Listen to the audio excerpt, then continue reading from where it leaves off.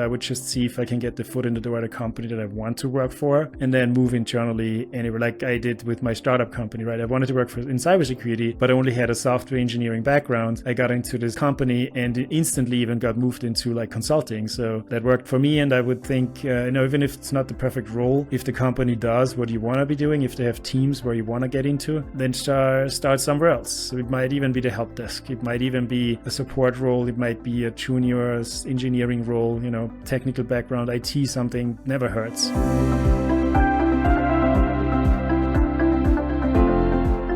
Hi, in today's episode, I'm going to be talking with Markus Schober of Blue Cape Security. Markus has a background in digital forensics and incident response and has a lot of great insights in what organizations can do to protect themselves against current threats like ransomware and supply chain attacks.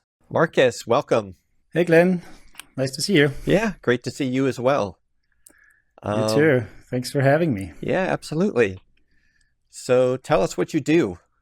Yeah, I do cybersecurity. Specifically, I have a cybersecurity training company that is called Blue Cape Security, where we focus on particularly training people hands-on, very realistically, on skills that they need on the defensive side of things. Okay. So Blue Cape, so I'm assuming that comes from like a blue team, being part of the blue team. Is that what from the blue team that name refers to? Yeah. Yeah, it actually started out as a blog. While I was doing incident response, digital forensics as a consultant, I always wanted to share some of the knowledge and had to get it out there on a blog. And so, at some point I just came up with, obviously, we're on the blue team side. So yes, and back then there was just mostly like red team training or like a lot of red team content out there, like, CTFs and all these kind of things. And I thought, hey, let's do more blue team. And the cape came because of, a little like hero. So our tagline is like, blue team or like cybersecurity heroes for like blue team. The blue teamers are cybersecurity heroes basically because they are defending the organizations constantly. And somehow, a mix of that kind of led to Blue Cape Security over the time. So could you explain what is red team versus blue team? Yeah, sure. Good question. I think people in the industry are oftentimes also confused because it's not as clear, because I would actually think sometimes people differentiate a lot. I actually don't like to differentiate as much because all we do at the end of the day is our goal is to protect the company, right? Right. So red teaming is particularly focused on potentially finding vulnerabilities, loopholes, like, anything that an attacker could potentially exploit to compromise an environment. So like a penetration tester would be a red team. Exactly. Penetration testing, assessments from very technical to non-technical, very human-driven to automated. There's a lot of options these days. Blue teamers, on the other hand, I feel like anyone in IT is basically, kind of a blue teamer because all we try to do is building secure infrastructure and defending the organization. But also oftentimes it's a mix called purple teaming, right? So where you then have the red teamers and blue teamers get together and see what they can, how far they can get and if they can be detected, or maybe even emulating attackers to see if you would be up for an attack against a particular threat actor group. So it all blends together ideally. Yeah, I think if, my background is in, I had never thought of it as blue team, but just on doing infrastructure and defending on the side of things, but had taken different courses like in SANS and stuff like that to learn about some of those quote unquote red team techniques. Yeah, I think it would be interesting to have blue teamers be red teamers for a period of time and vice versa. I 100% agree. So since we have worked together in the past through different trainings and programs, you've seen kind of the approach, and that's exactly what I want to get out there.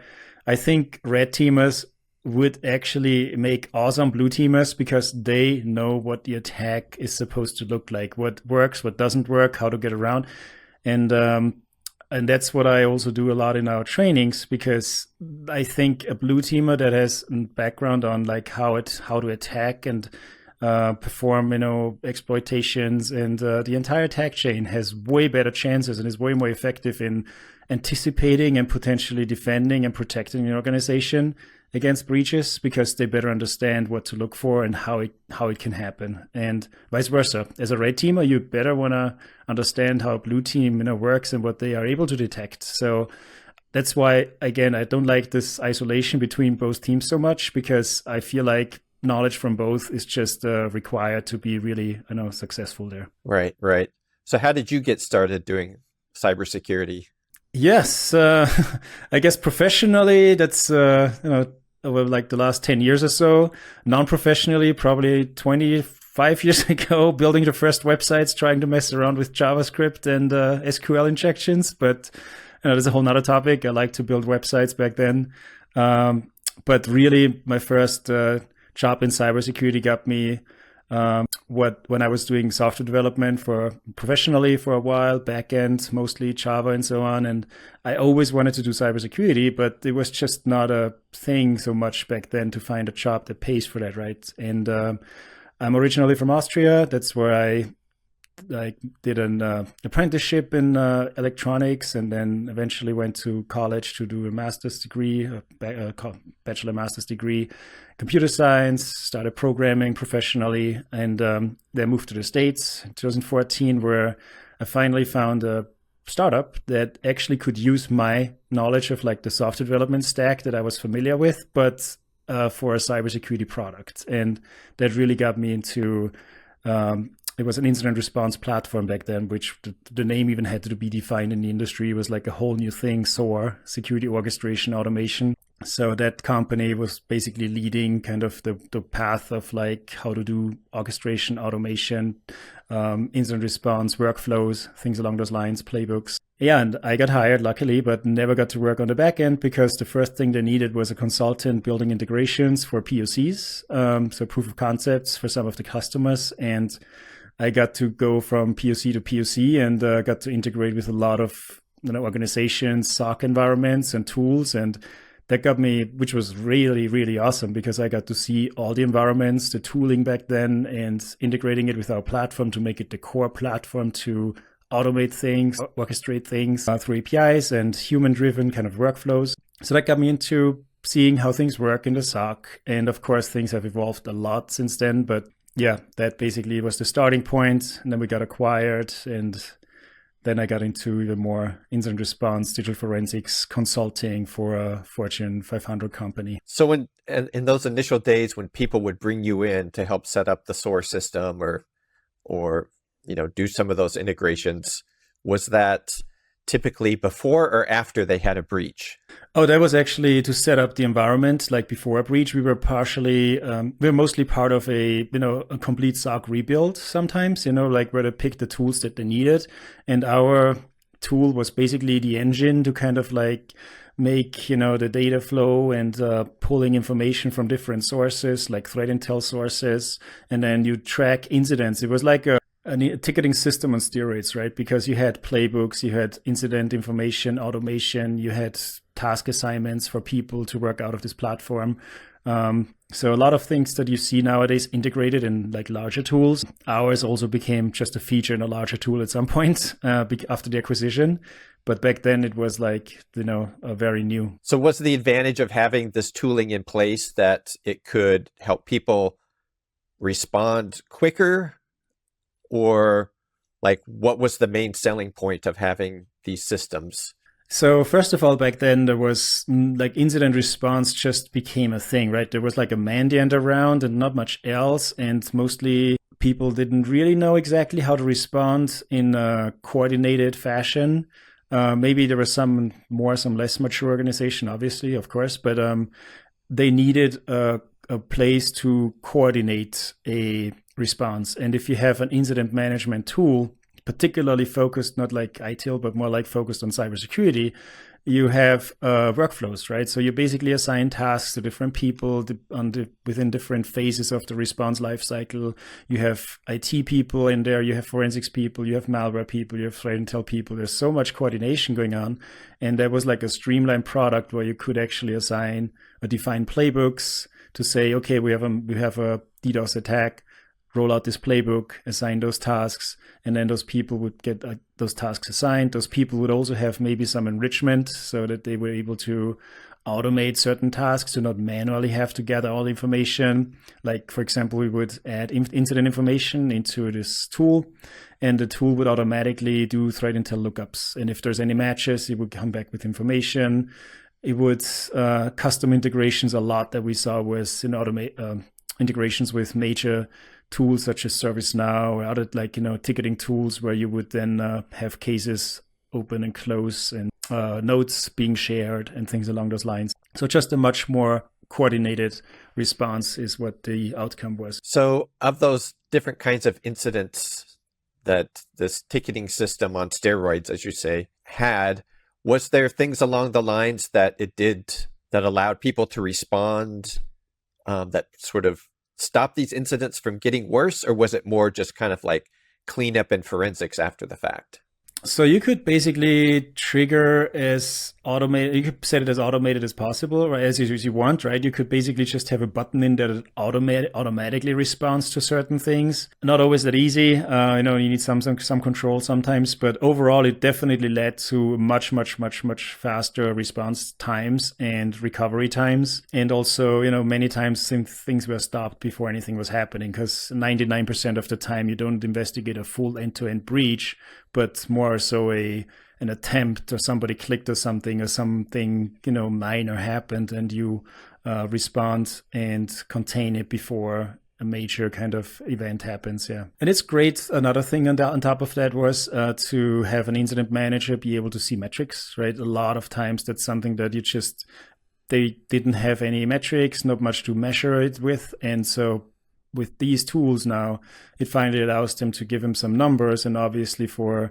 making financial and executive decisions and reporting, that's a major kind of benefit. So after that time that you spent there, or I guess I know that you also got involved in forensics as well, right? Digging into these incidents that happened.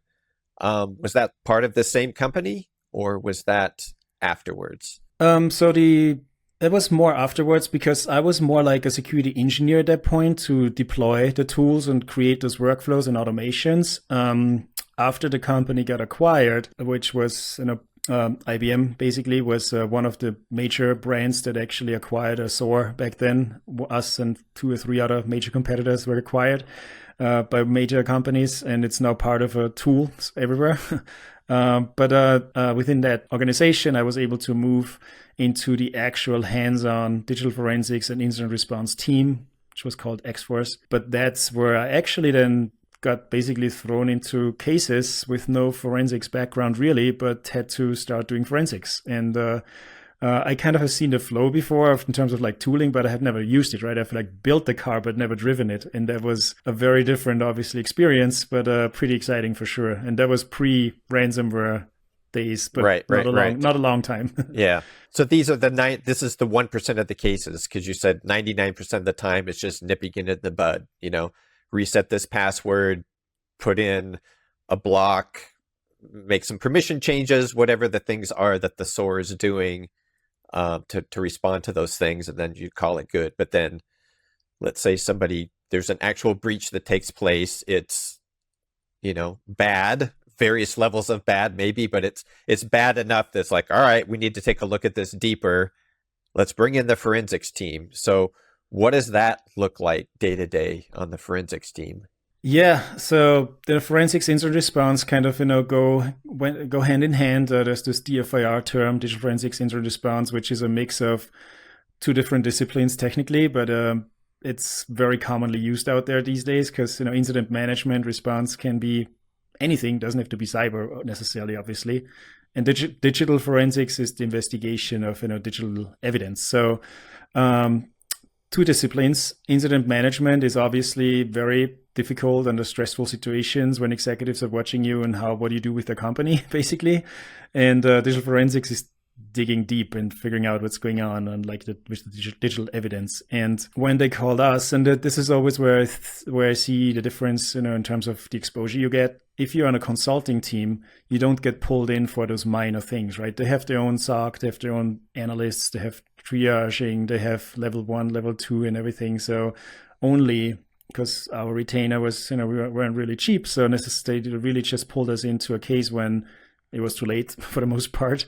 And so that's when we then got in and try to figure out, literally the mess of what happened. And with environments that we were not familiar with tools that we hadn't seen before, with a setup that we had no idea how secure and non-secure they are, just based on a lead or something. And then we just went from there. And it takes the biggest, I think, issue was mostly that you need to start with something and you don't have anything. So how can we get a handle of what just happened with in terms of tools? How can we contain? How can we get the scope of everything? And that takes time, but there's always a lot of, the bigger the company, the more kind of, complexity you have, especially with global companies. But that's kind of the incident management. And then you would also assign, forensics tasks to figure out what happened on the particular systems. Once you start looking and seeing, what's in scope, which systems might have been compromised, where did something start or end. Sometimes, you see a ransomware note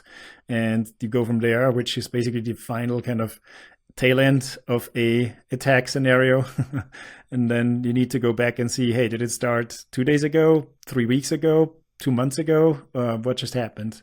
And that's when, the next couple of days, or next few days and weeks are basically booked out and scheduled out just with incident management. So are these still active breaches taking place, or you were treating it as still an active situation? So it wasn't just cleanup afterward. It was parachuting in. They had the bat signal and it's like, all right, we need help.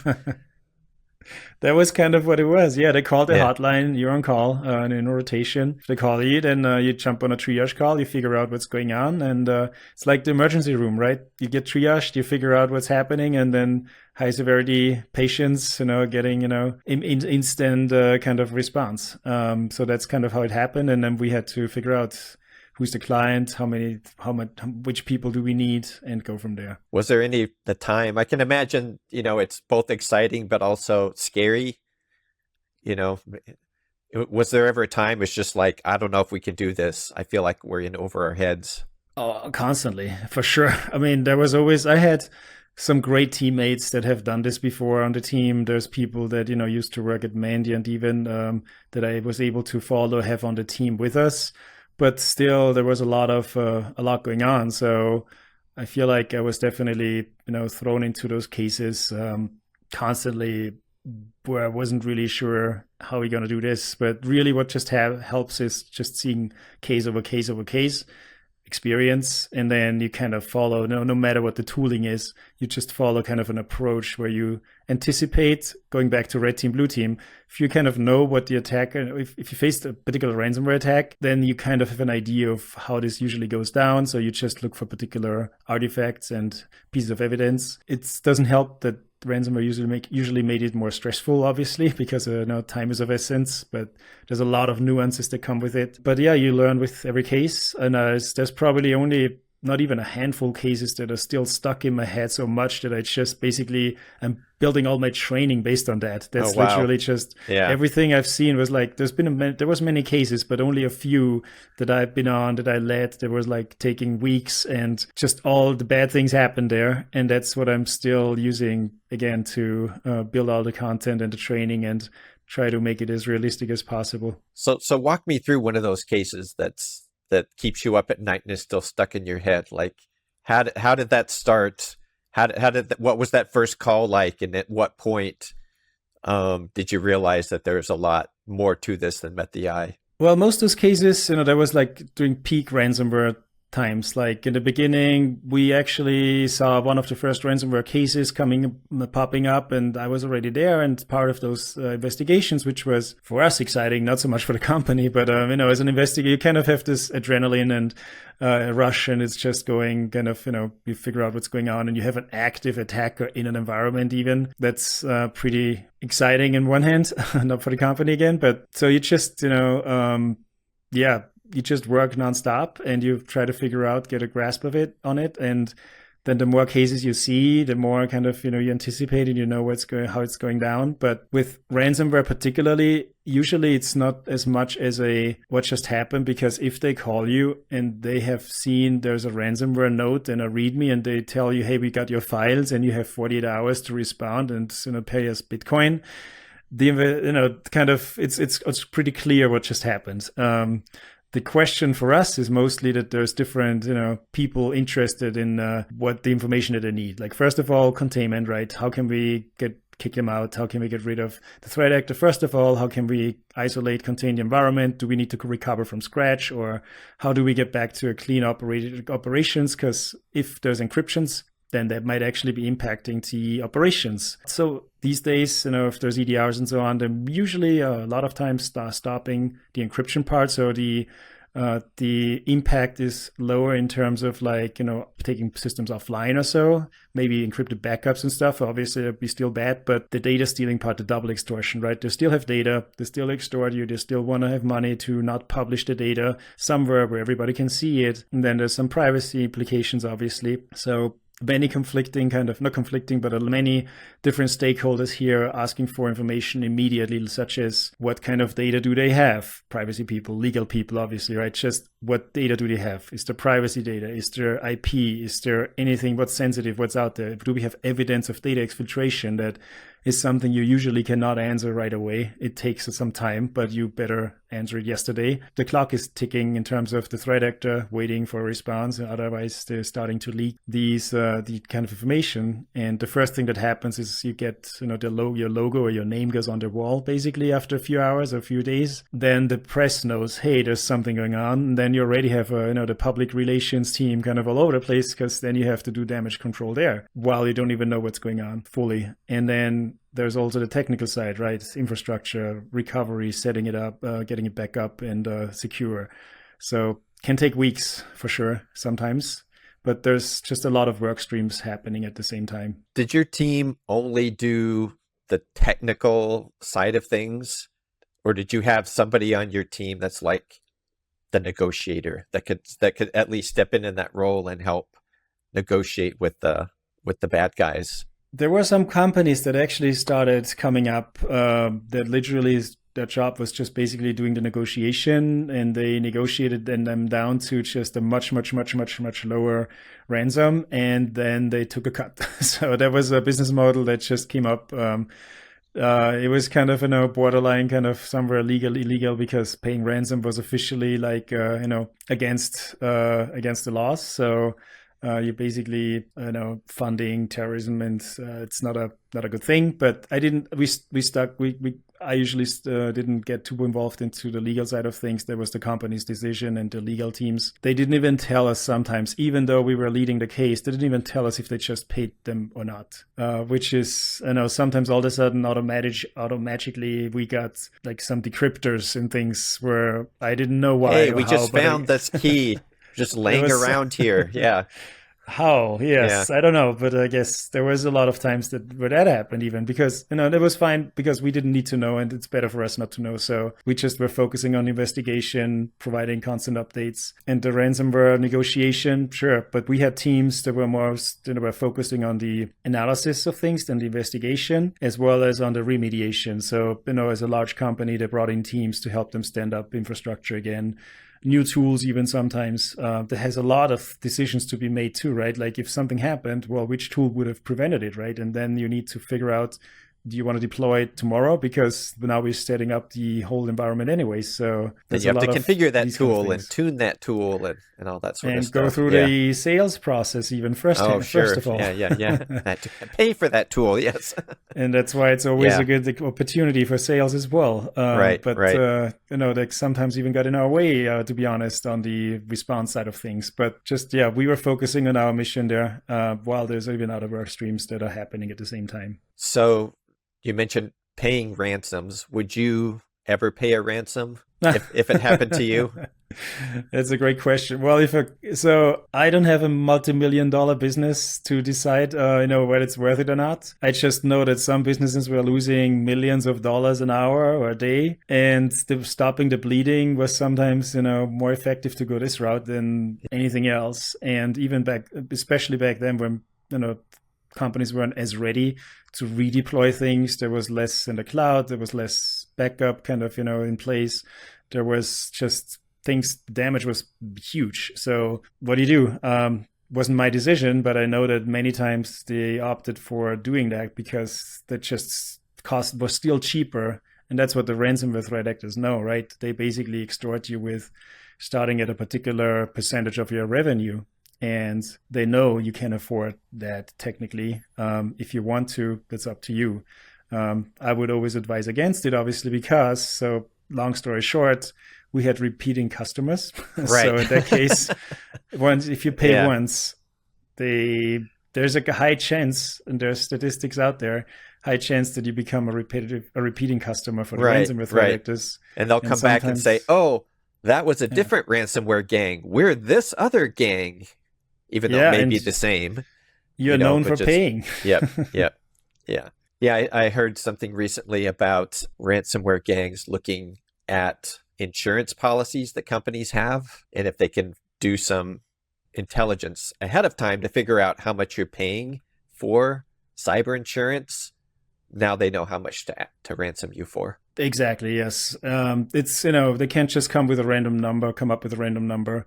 They wouldn't also do much under significant amount of money because otherwise it's not worth it for them. And the game has changed a little bit, quite a bit actually. So what I'm talking about is mostly things pre-COVID, when ransomware was just hitting left and right everywhere. It still is, but I feel like it's more, we kind of getting more used to it. There's still every week, there's reports of 80 companies worldwide out there or something that are known that just got ransomed. And, now at the time of the recording, a major cryptocurrency provider just, announced the same thing, which is amazing. But so it can happen still. It does happen still.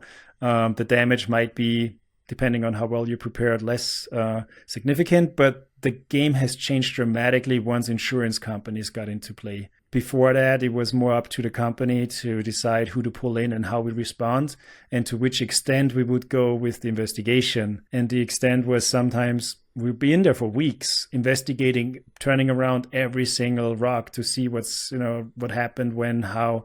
Then with insurances, cyber insurances, things started to change because they had their approved vendors. So most of the time they couldn't, even though we had been working together before, if we weren't on the list of their particular insurance provider, then they couldn't pull us in anymore. So now they had to pull in somebody else.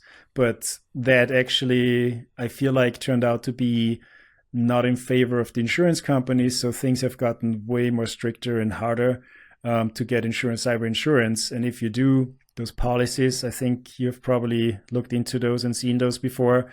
They're just getting harder and harder. And I think the response also is just, obviously done at a bare minimum instead of, based on what I hear a lot, instead of going the full extent, because obviously there's a lot of cost if you have a lot of people in there investigating for weeks. So you mentioned Mandiant earlier. And I believe it was Kevin Mandia, whose company that's named after. He was one that had, sort of maybe a similar sort of path to you, but, kind of came into doing incident response. But then his company was working on very high profile cases. Do you know that much about the history of Mandia? And is that, you mentioned some people from the team had worked there previously? How did you see them as a part of these early days of incident response and stuff? Yeah, no, I mean, they basically shaped incident response, I think. They were one of the first ones out there. Kevin Mandia, even his book, I forgot the name, but he brought out a book about incident response 10, 15 years ago, which still holds true. It's kind of the Bible of incident response and digital forensics. And they shaped, based on the experience. And they basically, I don't know exactly how it started, but I had lots of coworkers that were coming out of the Mandiant side of things, and they had just had like seen the most amount of breaches. And before ransomware, there was a lot of APT. They were very familiar with what's going on in the cyber espionage side of things. Different, they were tracking threat actors, threat intelligence, attribution. They just had so much information and data and knowledge, and the amount of breaches or cases they went through. So their experience was like basically standing out against like anybody else, basically. And they got acquired by Google, I believe, right? Yeah, that's correct. They're part of Google these days. Yeah. I wonder how involved they were in some of the things that Google was battling against Chinese hackers and whatnot. Yeah, I mean, both were sitting on a insane amount of information, right, of threat intelligence. So Mandiant had their own, and Google owns VirusTotal. Plus, obviously, they have their own teams for, they see a lot. So I think that actually just created another powerhouse because of merging just the intelligence and the information that they have. So someone who's sort of up and coming in cybersecurity and thinking about maybe focusing on digital forensics, what would be some of the things that you would recommend for them to focus on for their learning? Is it doing training? Is it finding the right job? Is it finding the right mentor? How much of this can you learn on your own? How much of it do you really need to get hands-on learning? Very good question.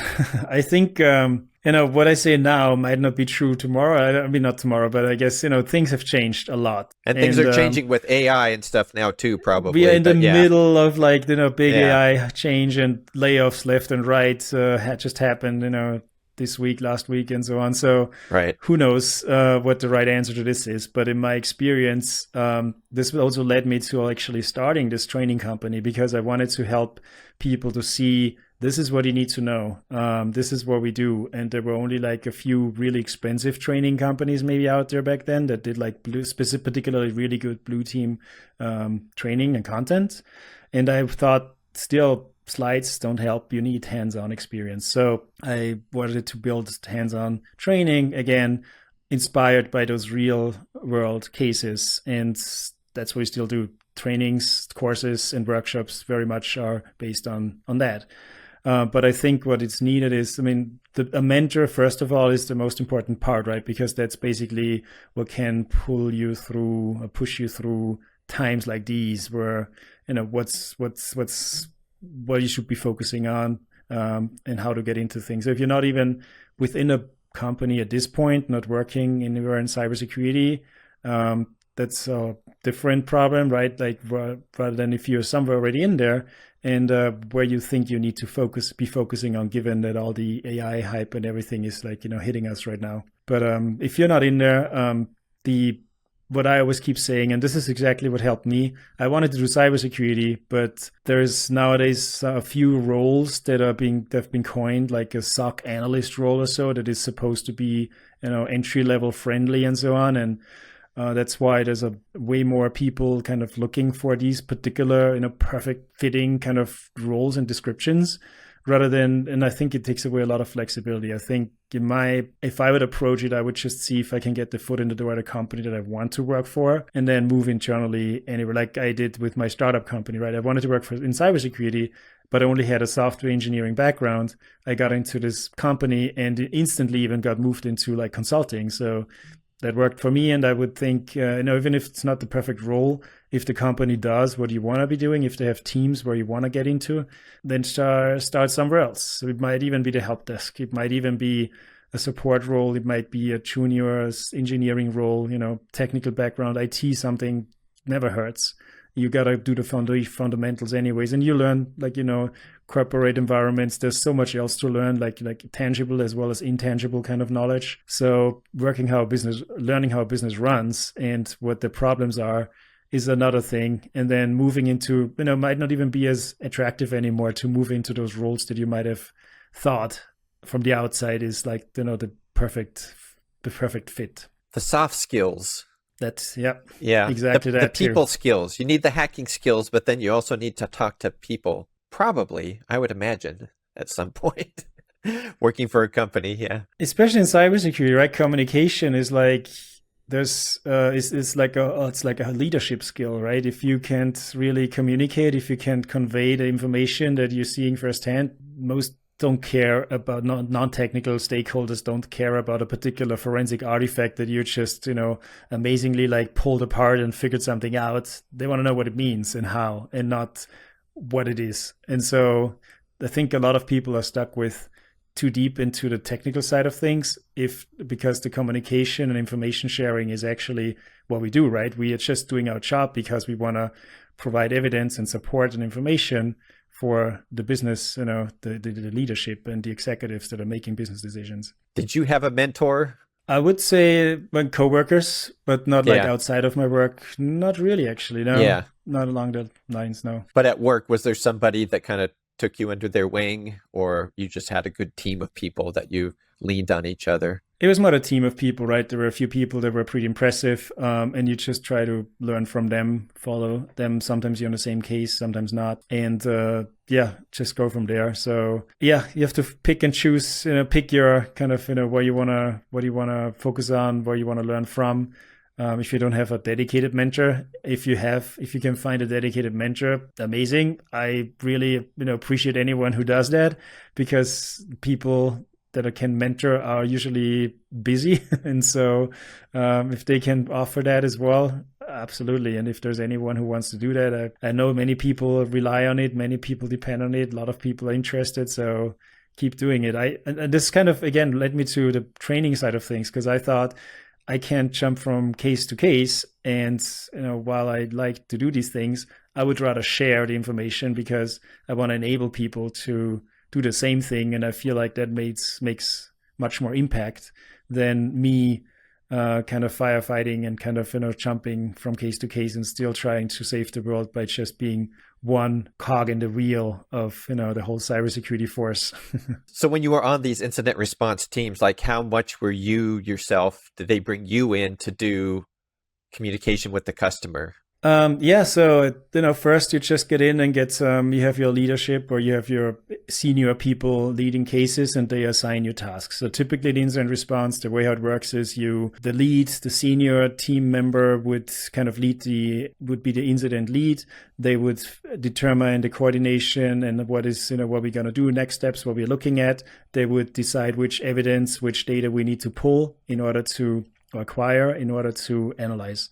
And then they would assign tasks to different members. There's like people that are strong in forensics, people that are strong in log analysis, people that are strong in different types of operating systems, flavors. So they would assign those tasks to people with the respective skills, and you might be one of them, to do a typical Windows disk analysis. And then when you do a few of those, I guess, some people more naturally, I guess, move into kind of, you can see they're kind of able to lead, they're kind of able to want to get into the kind of coordination management side of things of an incident. Was that you? Because you seem like because you seem like you're more of a affable, friendly, social personality. You definitely have your nerdy side, right? But is that something that you've always been that way, or did you just sort of acquire that working on some of these different incidents together to work directly with the customer and be able to explain things to people and kind of be the lead? Yeah, I did enjoy it a lot, actually. I did want it to be as a consultant, I love to be like, just social and interacting and just talking about what we know. And within my team, I was a team lead and had a bunch of people in my team that I love to go to the battle with, right? Like to just, get in there. And so, yeah, I guess there was like to kind of to be on the management side of things as well, particularly those cases. And then I had a team that I could rely on a lot, and they were awesome. And so I knew if I assigned different tasks to different people, they would be there with me until 2 a.m. in the morning and do kind of, do their job. So there's a lot that goes into that. And I enjoyed it. Lots of people were really good, but never wanted to do that part. Totally fine too. As you know, there's some people that are sticking to the guns, and there's some of those are like not necessarily just the leadership management side of things, but extremely knowledgeable on the technical side and can do that stuff. Yeah. So looking back on your experience doing the software development and then also the incident response, the bat signal team. What's one thing just looking back that you feel like you wish more people understood about incident response, digital forensics? I think just understanding it in overall, like just having a better understanding overall, yes, that would actually be a good thing, because first of all, there's two sides of the story. Like, first of all, if you don't understand it, you might have not been part of a major incident response engagement, right? Which is maybe great for the company. And that's kind of where there's like a double-sided sword, right? On the one hand, if the company doesn't experience any major breaches, and you work for this company as a cybersecurity professional, that sucks because you don't see much happening, right? You just do the same old triaging of emails, phishing emails stuff, day in and day out, and you might kind of reach the ceiling in terms of how much you can do, and still leading to burnout because of fatigue and everything. But on the other hand, if you see a lot of breaches and crazy investigations, that's not great for the company, but it would actually shape your experience and skills like really well. So where do you get this knowledge, right? As a consultant, great. External consultants jump from case to case. That's always what I keep saying. If you feel like up for that, that's where you get a lot of experience, and that's where you can automatically get, know what it takes. If you're not, I feel like just like we have been working together before, right? And you were curious even in your role, curious to get into the technical weeds of how an attack happens in order to what you need to know in order to see what's going on. And I think most of the time, if it goes back to one thing, it's creating the right amount of visibility, right? Because if you don't even see what's happening, then you cannot detect, you cannot prevent, and you cannot respond, and you cannot analyze anything. So that was maybe, one lesson learned is usually it starts much further ahead. It doesn't start with something happens, how do we respond? Obviously, you need to have your processes and everything in place, figuring out who is responsible for what. The coordination part is very important during the response. The preparation part is even more important, and that goes into training, because otherwise you might not get to see what's important, what you need to know, and then preparing your infrastructure in terms of how can you see what you should be seeing, and how can you, with, for example, like EDR, have something that takes care of like 99% of the stuff, but not necessarily. So how can you then from there go to the next level of maturity and say, okay, we have covered the basics, just the top 5 basics, right? Don't open up any RDP, have multi-factor in place, have the visibility, have alert, know when something suspicious is happening based on the logs, impossible travel, like all the basics. But then from there, you're already reaching the next step of maturity, which is, okay, now let's focus on if there was more advanced attack and something more advanced happening, where you need even advanced people that can do threat simulation, testing, detection, engineering, things along those lines. So there's a lot of, there's some steps in terms of maturity. It really depends where you're at and what your next steps should be. Sunlight is the best disinfectant. Shout out to Eric Conrad. He was like I heard he'd done a SANS training, and he's well known, at least to me, in cybersecurity field as someone he's a dynamic speaker and somebody I've looked up to. But that's one thing he always said that stuck in my mind. It's like, sunlight is the best disinfectant. You need to find out what's going on. What's going on here, and one of the first things he would talk about doing is like DNS. If you don't know what's happening in DNS, you don't know what's happening on your network, stuff like that. So, yeah. I 100% agree. Yeah, yep, absolutely. Yep. Well, great, Markus. Thank you so much for talking to me about your very interesting and cool history. That sounds like a very exciting career that you've had up to this point, and obviously doing a lot more amazing things with Blue Cape Security. So thank you so much for joining. Thank you very much, Glenn. Thanks for having me. It was a pleasure.